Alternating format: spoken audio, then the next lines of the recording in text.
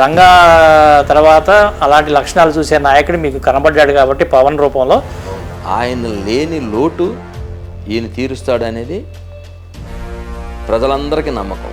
కార్పొరేటర్గా గెలిచిన తర్వాత అయితే ఒకేసారి ఎమ్మెల్యేగా తర్వాత ఆ స్థాయికి వెళ్ళిపోవడానికి కారణం ఏంటంటారు? విజయవాడ నగరంలో వారు ఇండిపెండెంట్గా పోటీ చేసి జైల్లో ఉండి గెలిచారు. అది సైకిల్ గుర్తు మీద. అప్పుడు గుర్తు కూడా అయింది సైకిల్.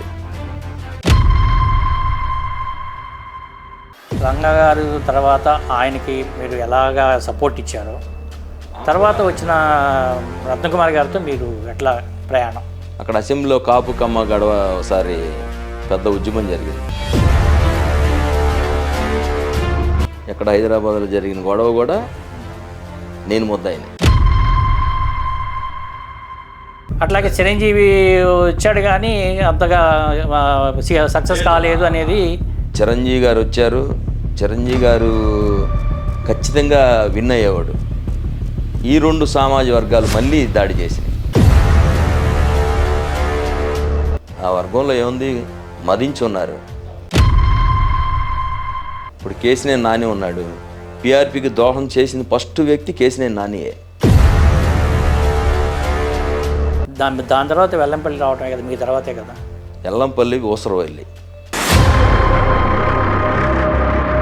మీకు రేపు జనసేన తరఫున ఎమ్మెల్యేగా పోటీ చేసే అవకాశం ఏమన్నా ఉందా? జనసేనకి పని చేయాలి, ఆయన పెద్ద లీడర్గా చూడాలనేది నా కోరిక. పవన్ కళ్యాణ్ గారి మీద ఒకే ఒక ఎక్కడికి వెళ్ళినా సరే 3 పెళ్ళిళ్ళు అనేది ప్రధానమైన విమర్శ. ఎందుకని అది ఒక్కటే పట్టుకొని తిరుగుతున్నారైనా? వాళ్ళ కుటుంబంలో రాజశేఖర రెడ్డి గారి తండ్రి గారు ఎన్ని పెళ్ళిళ్ళు చేసుకున్నారో, రాజశేఖర రెడ్డి గారు ఎన్ని పెళ్ళిళ్ళు చేసుకున్నారో, ఎంతమందితో సహజీవనం చేశారో,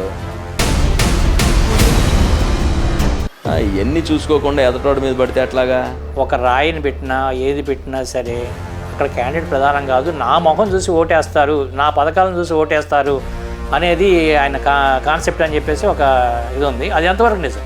ఇది కడప జిల్లా అంటున్నావుగా, కడప జిల్లాలో 10 గెలవమానండి, కర్నూలులో ఒక 5 గెలవమానండి. వైకాపాకి ఒక్క సీటు కూడా రాదు. సిద్ధం అనేది వైసీపీ ప్రధానమైన ఎజెండాలా తీసుకుని దాన్నే ప్రతి చోట్ల. సరే, సిద్ధానికి సిద్ధం అందరూ ఉన్నారు యుద్ధం చేయడానికి. కానీ నువ్వు సిద్ధంగా ఉన్న దేనికి? ఈ ఆంధ్ర రాష్ట్రం నుంచి పారిపోవడానికి. మాకు తెలిసి నేను ఒక 10 ఎలక్షన్లు చూసా. ఎంత అవినీతి ముఖ్యమంత్రిని మేమైతే చూడలే. నిద్రపోతున్నప్పుడు కూడా జగన్కి పవన్ కళ్యాణ్ కల్లోకి వస్తున్నాడు.